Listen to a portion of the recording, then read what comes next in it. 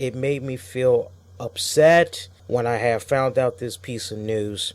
And that is the fall, I guess you can say, of the Extreme Rising promotion that had involved head honcho Mr. Steve O'Neill. Now, for those of you that's been listening to us for a long period of time, you guys will remember when I have first began talking about the Extreme Rising promotion. I was talking about this bad boy back when it was called Extreme Reunion. Remember that, folks? Remember? And Shane Douglas, he had something to do with the promotion at the time and everything. It was him, Steve O'Neill, and it was like about 3 to 4 other guys.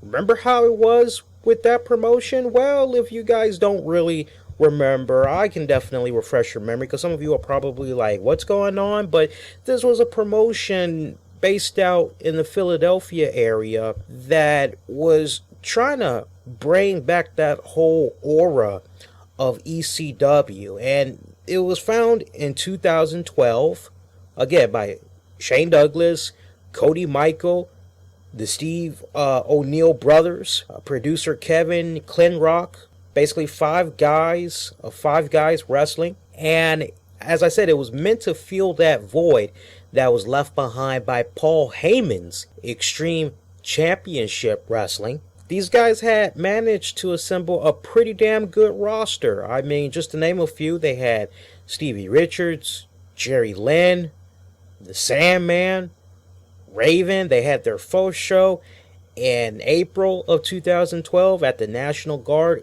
Armory in Philadelphia, Pennsylvania. And I actually had covered that event for you guys, to the dismay of maybe some of our listeners that at the time they really felt that we had no business talking about that promotion because it was something that was just starting up. And my whole argument at the time was, hey, we want to try to jump out there and talk a little bit more than about WWE TNA. So it's kind of funny. Even way back then, I was trying to broaden out our horizons as far as wrestling promotions that we were covering. And, you know, they started off on a very rocky start. I remember hearing the reports how for that very first event, it was just all late as far as getting into the building. The start time didn't happen promptly. Folks had to wait about, like, I think an hour or two just to get in. They weren't given the proper seats. There wasn't proper food, drinks. Fans were complaining about it. They didn't like what was going on. But when it came to the show, hey, they didn't really mind that. They thought it was okay. But the fans, I remember, the ones that attended, they had voiced their irritation of the event by shouting negative chants at Shane Douglas, who booked himself in the main event match. I remember ECW champion Sabu, Just Incredible, they were removed from the card the night of the Extreme Reunion for medical reasons, and I'm sure you guys remember the story in particular about Sabu. A couple of days after that event, Shane Douglas, he released a video apologizing for the quality of the show, and he promised that things were going to be improved going forward.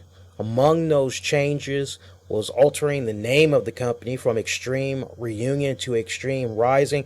He promised that he was going to be bringing in younger talent to boost the roster, and he also said that he was going to be scaling back dramatically because fans really weren't too keen on seeing him in the main event spot and everything like that. Now you fast forward several months later, same year, 2012, they did another event. It was called Card Subject to Change. Stevie Richards had became their first world champion by winning a tournament over Rhino. Extreme Rising, they did plan to do 3 shows of WrestleMania 29 weekend, but those shows were ultimately canceled due to poor ticket sales. A few days later, Extreme Rising World Champion Stevie Richards, he would announce via Twitter that he wanted to defend the title against Danny Doring in a video game. Now, when you heard that, that should have been you all's first sign right there that things weren't really looking too good for the Extreme Rising promotion, because everything was just really a domino effect after that.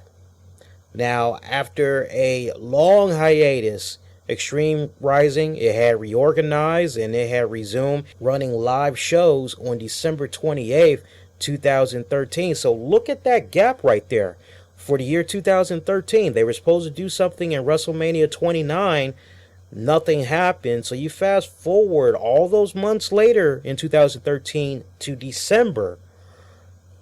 At this point, Steve O'Neill had obtained control over the promotion, and supposedly he had secured a local deal with a TV network to basically have a Extreme Rising series air in the Philadelphia and surrounding markets.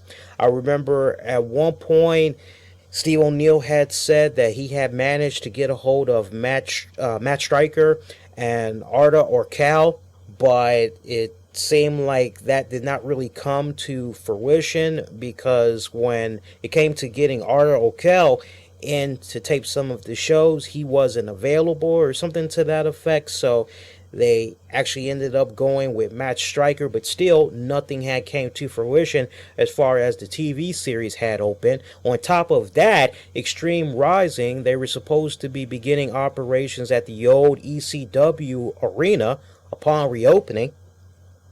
A lot of good things, right? Sounds good so far. Well, on April 22nd, last week, Extreme Rising had canceled all upcoming events and closed all their social media accounts used by the promotion, leaving the future of Extreme Rising in question, as the company is now considered amongst many in the wrestling community a defunct promotion. So you can't help but go, WTF, man, what's going on right here? And there's been so many wrestlers in particular that had any type of an association to do with the Extreme Rising promotion that has just been so outspoken, that have just been so disgusted with the tactics by Mr. Steve O'Neill and trying to represent this company. I know Axel Rotten, he had recently spoke about this on his respected podcast, which you can listen to at axelrotten.com. He talked about it at great length, about his personal experience with Mr. Steve O'Neill. Steve O'Neill, he has this reputation, and many other wrestlers were able to confirm this. This is a guy that never does any business over the phone. He never does any face-to-face meetings. When he gets ready to book wrestlers, this guy, he just does everything via email or text message. That's just basically how he operates. And for you guys that don't know a thing or two about when it comes to wrestlers accepting bookings and everything, typically how it works is you have a wrestler who will probably put their email out and they'll say, hey, look, if you want to book me for your show, email me the details at so forth, okay? So let's say the promoter hits them up at their email and they say, look, I got this event that's going to be coming up on May 21st. It's going to be out in Kentucky. Would love it if you could attend. What's your asking price? And depending on the wrestler, some will say, okay, well, look, my fee is, and this is just for an example, my fee is $5,000. If you can give me at least half of that up front, you can send it to me in PayPal, Western Union, MoneyGram, and you can give me the rest when I get there upon arrival. Hey, that'd be great. You do that in good faith, okay? The wrestler is going out of their way to make the travel arrangements to be able to go to this event and entertain for the promoter and that promoter's company, aka promotion. Now, some promoters, they'll go, hey, look, how about I just pay it to you all up front when you get here? In exchange, I can definitely send you a little bit of money to take care of your travel expenses. I can pay for your bus, your train, your airplane fare, what have you. So it kind of operates like that. It really just depends. Now that I've kind of given you the skinny on that really sets you up. Now, a lot of the wrestlers, they were kind of getting their money either when they got to the event by Steve O'Neill. The few times that he was able to do this event, there were a decent amount of wrestlers that said, hey, they did get paid by him, but there were some, and Axel Rotten is definitely one of them. Hey, look, want to mail you a check. And if you don't know, for a lot of the wrestlers, when they hear, hey, what's your street address, want to mail you a check, typically that means they aren't going to be getting paid. That's just how it is. But I don't know what had happened between Steve O'Neill taking over the promotion to him basically folding. But somewhere along that path, he decided, you know what, this just isn't for me. Fuck this. I don't want to have anything to do. And he looked at it as an opportunity to try to screw the hell out of the fans and the wrestlers. More so the fans, because he was able to take a lot of money from the fans for these events that were going to be coming up all in April, heading into May. A lot of the wrestlers that were supposedly booked for some of these events, they weren't sure if these events were actually going to be happening because O'Neill didn't go out of his way to contact them. He just started doing these weird advertisements and they weren't really sure what was going on. So a lot of mystery just going on with the promotion and everything. And I just got to say that this guy, he just really, really operated very shady.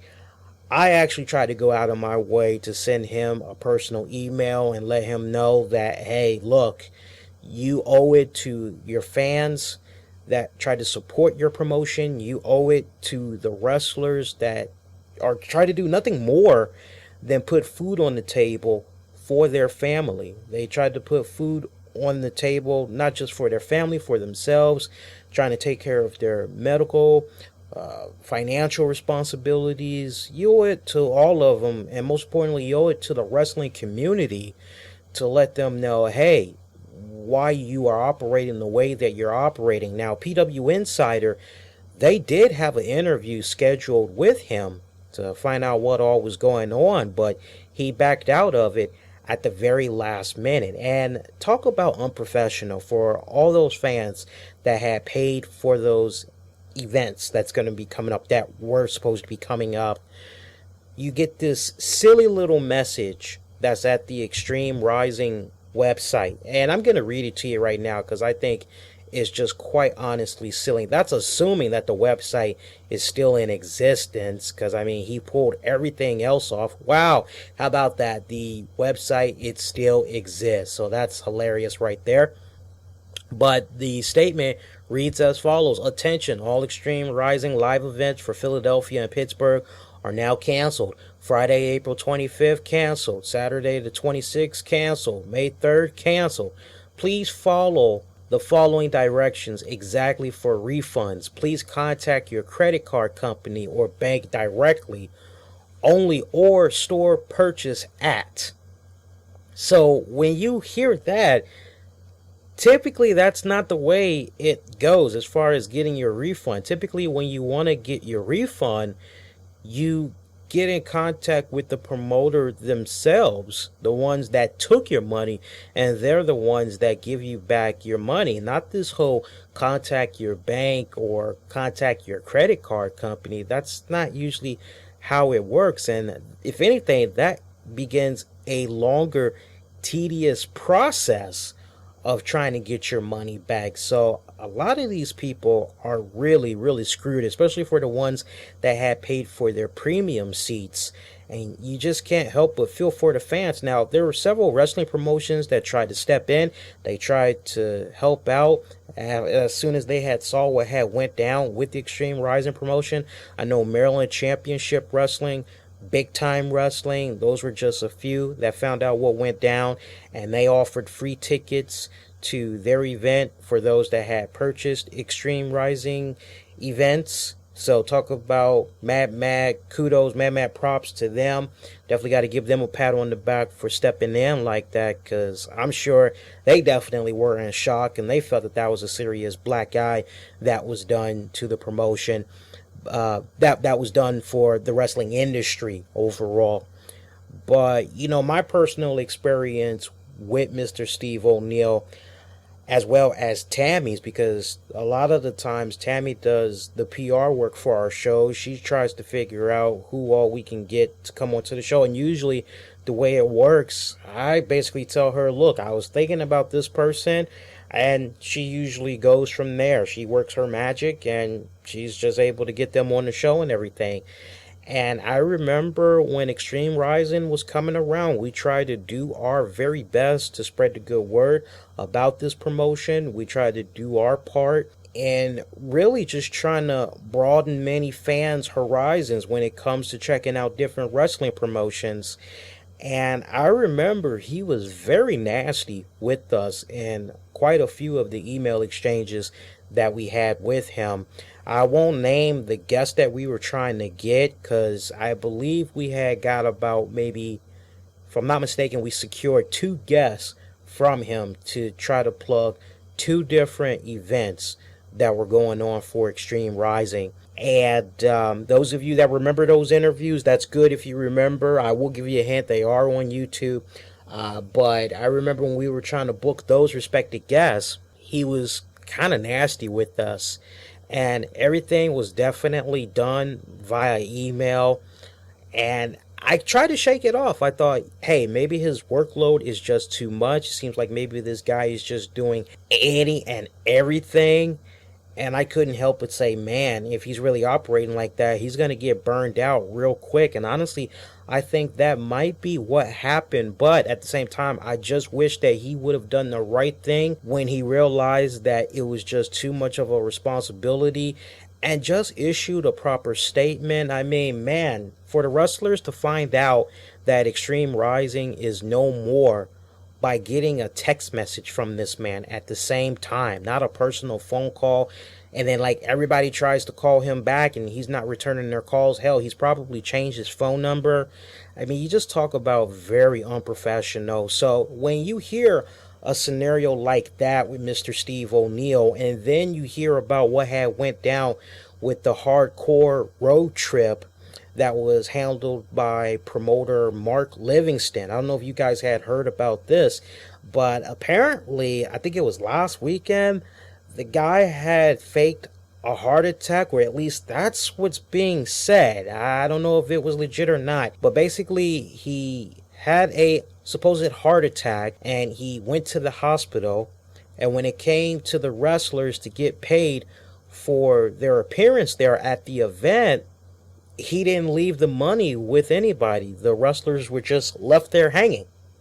And he pretty much had did this in like intermission. Now, one of the wrestlers that was there to work that event, very frustrated, they actually had stole a laptop which was set up audio and video wise to record the event for iPay-per-view. And it looks like he's trying to make a hefty penny for that bad boy on eBay. Devon actually was supposed to do something at that event. Devon Dudley of Team 3D. He was supposed to do something at that event, but when he got there, he was expecting to be paid in full. And from what I was able to gather, they were trying to renegotiate that. I believe they were only trying to give him half or only give him a little small portion. And Devon was like, no, it's either all the money up front or I'm not working.